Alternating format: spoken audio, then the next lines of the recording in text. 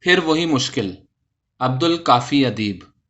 جس گلی کا میں ذکر کر رہا ہوں، امتداد زمانہ سے آج کل اس کے نقش و نگار میں عجیب و غریب تبدیلیاں آئی ہیں۔ کبھی اس گلی میں راہگیروں کی بھیڑ ہوا کرتی تھی۔ گلی کا راستہ بازار کو نکلتا تھا اور عوام الناس اسے شارٹ کٹ کے طور پر استعمال کرتے تھے۔ یہاں تک کہ بعض عاقبت نااندیش لوگ بھیڑ بکریوں کے ریوڑ اور بیل گاڑیوں کو بھی اسی گلی میں ہانک کر لے آتے تھے۔ یہاں گندے پانی کی نکاسی کا کوئی انتظام نہیں تھا۔ آس پاس کے گھروں کا پانی گلی میں جمع رہتا تھا۔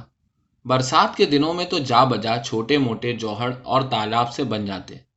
کیچڑ اور دلدل کے علاوہ سڑاند اور تعفن سے لوگوں کا اس گلی سے گزرنا محال تھا۔ اس کے باوجود گلی کے باسی نہایت مصلحت پسند واقع ہوئے تھے۔ میونسپل کمیٹی کا ٹیکس بھی ادا کرتے، پھر بھی اپنی تکالیف اور درپیش مسائل کا کبھی اظہار نہ کرتے۔ یہ سب ملک صاحب کے صاحبزادے کی کارستانی تھی، جس نے گلی کو پختہ کرانے کے لیے آواز اٹھائی تھی۔ وہ شہر کے ایک کالج میں زیر تعلیم تھا۔ اتفاق سے چھٹیوں میں اپنے ساتھ ایک کلاس فیلو کو بھی گاؤں لے آیا۔ گلی میں کیچڑ اور دلدل سے اٹھنے والی سڑاند اور تعفن سے مہمان پریشان ہوا، جس پر ملک صاحب کے صاحبزادے کو سخت خفت اٹھانا پڑی۔ اس نے اپنے باپ کی توجہ اس طرف مبذول کرائی۔ تب ملک صاحب کو احساس ہوا اس سے اپنے محلے کی حالت زار نہ دیکھی گئی۔ اپنے بیٹے سے میونسپلٹی کے متعلقہ افسران کے نام درخواست لکھوائی۔ اس پر محلے بھر کے لوگوں کے انگوٹھے ثبت کرائے اور پھر ایک وفد کی صورت میں افسران کے پاس گئے۔ اس کے جواب میں متعلقہ افسروں نے بھرپور تعاون کا یقین دلاتے ہوئے چند روز میں میونسپل انجینئر کو وہاں بھیجا۔ گلی کی پختگی کے بارے میں رپورٹ، نقشہ اور بعد ازاں تخمینہ تیار کر کے منظوری کے لیے پیش کیا گیا۔ پھر یوں ہوا کہ چند روز بعد خلاف توقع راج مزدور اینٹیں، بجری اور سیمنٹ ڈال گئے۔ تب لوگوں کو یقین ہو گیا کہ بس اب گلی کی قسمت بدلنے والی ہے۔ کام شروع ہوتے ہی لوگوں میں جوش و خروش پایا جانے لگا۔ ہر ایک نے راج مستری کو اپنے اپنے مشوروں سے نوازنا شروع کر دیا۔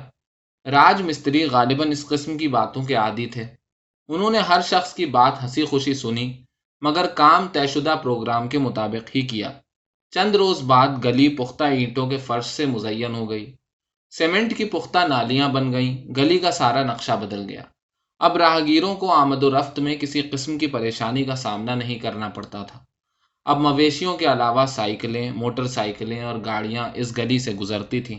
پھر ملک صاحب کے بیٹے کی شادی کی تیاریاں شروع ہو گئیں، کیونکہ اب اسے مہمانوں کو باہر گلی میں شامیانوں اور قناتوں کے اندر بٹھانے کے لیے اچھی خاصی صاف ستھری جگہ مل گئی تھی۔ شامیانوں کو کھڑا کرنے کے لیے باہر گلی میں کھونٹے گاڑے گئے۔ اس عمل سے اگرچہ فرش کی چند اینٹیں ٹوٹ گئیں، مگر ملک صاحب نے چشم پوشی اختیار کر لی، کیونکہ ان کے نزدیک خوشی کے موقع پر اس قسم کی معمولی باتوں کو عموماً نظر انداز کر دیا جاتا ہے۔ اگلے دن کے وسط میں ایک جانب دیگیں چڑھائی گئیں۔ لوگوں پر روب جمانے کی خاطر ملک نے وہیں گلی میں نالی کے کنارے قصائی سے بھینس ذبح کروائی۔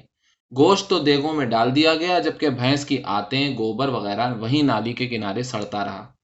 خدا خدا کر کے شادی کے ہنگامے سرد پڑ گئے۔ شامیانے اور قناتیں ہٹا لی گئیں، جبکہ کھونٹے اپنی جگہوں پر رہے۔ اسی شام ایک بوڑھے راہگیر کو کھونٹے سے ٹھوکر لگی اور اس کی پیشانی پر چوٹ آئی۔ خون کا فوارہ چھوٹا، مگر کسی کو احساس تک نہ ہوا۔ البتہ بوڑھا درد سے تلملا کر بڑبڑاتا ہوا اپنی راہ پر ہو گیا۔ اور جب اگلے دن ملک صاحب کا نواسہ کھونٹے کی ٹھوکر کھا کر گرا اور اس کا ہونٹ کٹ گیا، تو ملک صاحب تلملا کر اپنے نوکروں پر خوب برسا کہ ان کی غفلت سے بچہ خون سے نہا گیا۔ نوکروں نے اپنا غصہ کھونٹیوں پر یوں اتارا کہ پتھروں کی لگاتار ضربوں سے کھونٹے فرش سے اکھاڑ لیے۔ اس عمل سے چند اور اینٹیں اپنی جگہ سے ہل کر ٹوٹ پھوٹ گئیں۔ یہ کارنامہ انجام دے کر نوکر تو وہاں سے چلے گئے۔ سامنے والے مکان کی مکین ماسی کٹورے اسی موقع کی تلاش میں تھی۔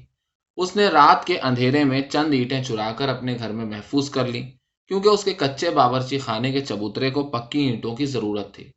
ملک صاحب نے اینٹوں کو غائب پایا تو ایک ہنگامہ برپا کر دیا اور لگا لوگوں کو لعن طعن کرنے کہ ہم نے میونسپل کمیٹی کے افسروں کی منت سماجت کر کے گلی پختہ کرائی، مگر تم لوگوں نے نااہل ہونے کا ثبوت دیا۔ اسی لعن طعن میں ماسی کٹورے نے بھی حصہ لیا۔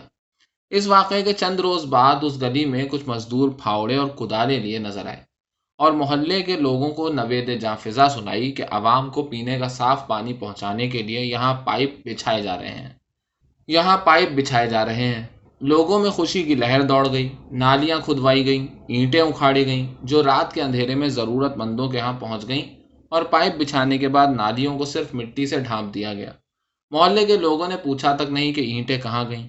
کارندوں نے ملک صاحب کو خوش کرنے کی خاطر اس کے مکان کے بالکل قریب گلی میں پانی کا ایک نلکا فی سبیل اللہ لگوا دیا۔ محلے کے لوگ ان کے ممنون ہو گئے۔ اس خوشی میں گلی کے تمام بچوں نے ننگ دھڑنگ ہو کر نلکے پر ہی نہانا شروع کر دیا۔ ماسی کٹورے کا گھر قریب تھا۔ اپنی گائے کے بدن کو گوبر اور غلاظت سے صاف کروانے کے لیے اس نے اسی نلکے کے پانی سے استفادہ کیا۔ اگلے دن کسی کو نلکے کی پیتل کی ٹوٹی پسند آ گئی جسے وہ راتوں رات اڑا لے گیا۔ اب پانی بلا کسی روک ٹوک کے بہنے لگا اور ملک صاحب کے مکان کی دیواروں کی بنیادوں میں جمع ہونے لگا۔ ملک صاحب کو اس بات کا خدشہ لاحق ہوا کہ پانی اس کی دیواروں کی بنیادوں کو کمزور کر کے تباہی مچا دے گا۔